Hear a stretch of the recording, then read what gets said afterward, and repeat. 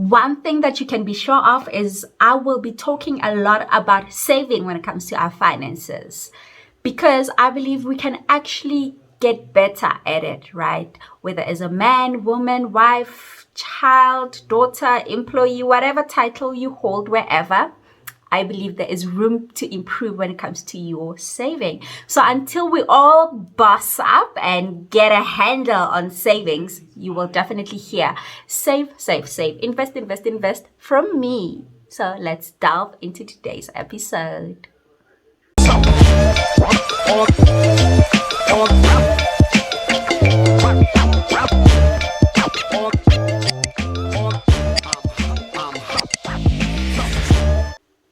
Hello there, dumela, and welcome back to my channel. Thank you so much for the love.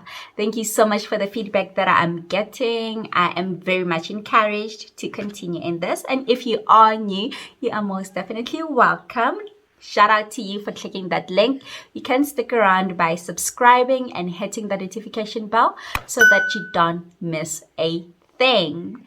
Now, as I mentioned in the intro, that I will be talking about saving. In my previous 3 videos, I spoke more about the what and the how of savings accounts. You can say it was an introductory to savings. So other than the what and the how, we all know that the most important factor and element that motivates people is actually the why.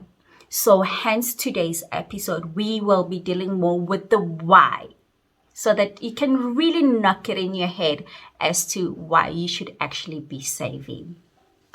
Now, let me start off with this. If you are currently unemployed and are not receiving any form of wages or an income, I really do pray that your situation changes, and that when it does change, you prioritize saving, and that in a small way, this video can help you in anticipation of that. Now, if you are employed and you're not saving anything, I am talking to you, because what is happening in South Africa has to change. We need a better saving culture. And what I mean is this: the statistics show that 80% of currently employed people still have to take up loans at the end of every month so that they can meet their financial obligations. A whole 80%, which means that the income that they earn is not enough to cover their expenses for the month. And that shows fault somewhere that has to be fixed. Now, I'm sure you can relate to this video.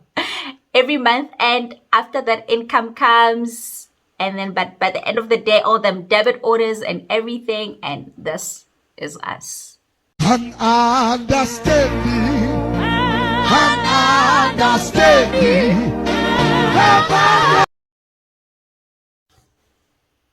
Listen, I totally relate.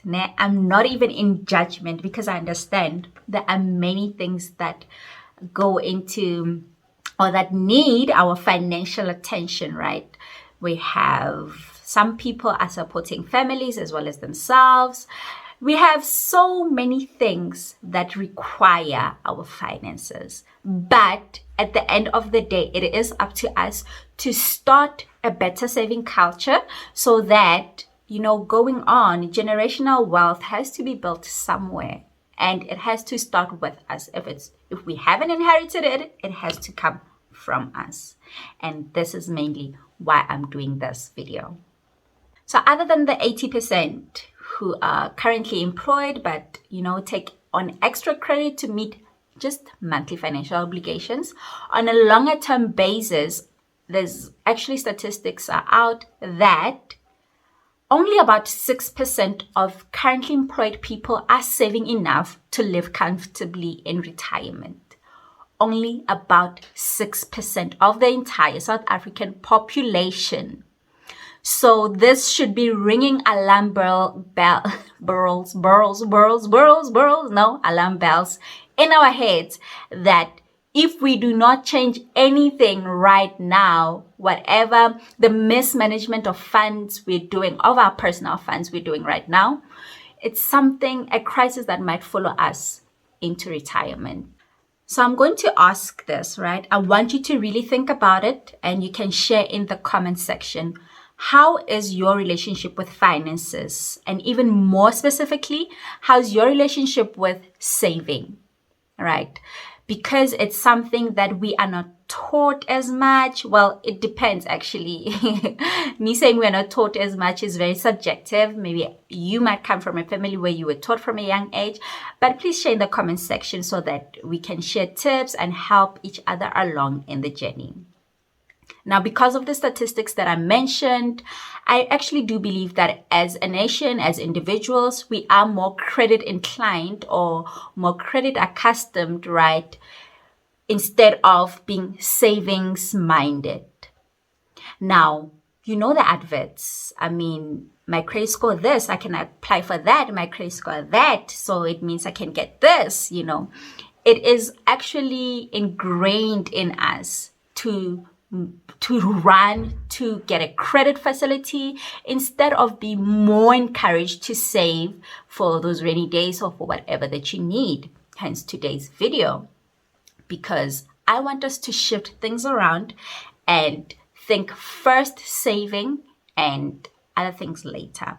And look, I will repeat, this is not in judgment of anything. I understand there are many things that require our financial attention, many things, some we can't control, but we can take small steps into starting to build this saving culture. So, first things first, when we are creating this saving culture, is we need to set a savings goal. That's the number one. You need to sit down and think, why do I want to save? No, actually, you might not want to save. So you need to think, why do I need to save? You need to think about such things. When it comes to an emergency, you might not be able to really know what ballpark figure to work towards, rather. But sit down. If you want to create an emergency fund, do that. You determine your own amount that you want to put in there every month, or that you want to lock away for a long term, whatever your choice is.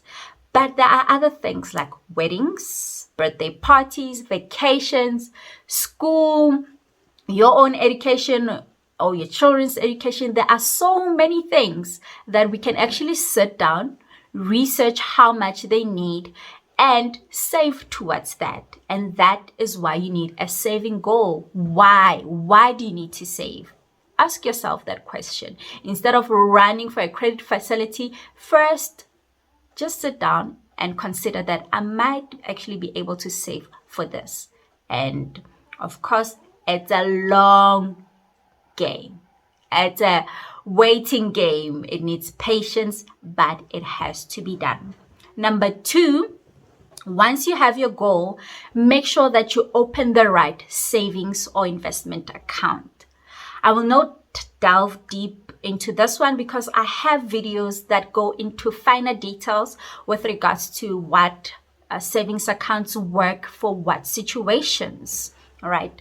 So this is very much important because recently, actually on social media, I've been seeing posts of people complaining about their I won't mention the company, but long-term educational plans that have been running for like 10 years. And at the end of the day, when they calculate the interest, it's like measly, like ridiculous. Okay.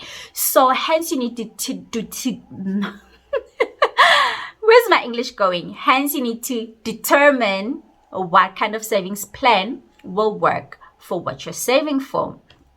Now, I'll make an example. When you're saving for an emergency, you would want something that will not have you wait when you need the funds, right? So that's what I basically mean about the right kind of savings plan for that goal. Other things, if you know you want to travel overseas in 2 years' time, that's something you can anticipate. That's something that you can save towards every month. And by the end of 2 years, you reach your goal. So If you need more information on the types of savings accounts that are there, please do check out my previous 3 financially speaking series videos, and you will find all the information there. The last thing, right, that you need to do is set up a scheduled transfer or debit order. Scheduled, I don't know what you call it, but I prefer to call it scheduled. Now, this is very important because sometimes we will get step 1 right and set a goal. You get step 2 right and know the kind of savings account that you need, but you might tell yourself, no, I will just transfer whenever I get paid, right? The downfall to that is months are different. So if you tell yourself that, no, I'll just transfer 500 at the end of the month, and the end of the month comes, and this month is tighter than the previous months, what are the actual chances that you will transfer that 500 Rand into that account? Probably slim to none. It depends on many factors, but the probability is you will not keep your word. So when you set up a scheduled transfer, then you know that every month it's well taken care of, and scheduled transfers are very easily maintainable, very easy. And maybe let me just share the difference between a scheduled transfer and a debit order. Now, scheduled transfer is an inter-account transfer that you set up. For example, I'm with FNB and I have my check account where I receive my income and other payments and so on. And then I open a savings account with FNB. That scheduled transfer I can set up actually on my FNB banking app, and I can maintain it. So I can change if I want to increase that amount that it goes off every month or decrease it. I can change the date on which I want it to go. So if down the line I change jobs and I'm no longer getting paid on this date, I need to change the date, I can just maintain that easily on the app. The difference with the debit order is me being with FNB and maybe I want tax-free from Old Mutual or whatever,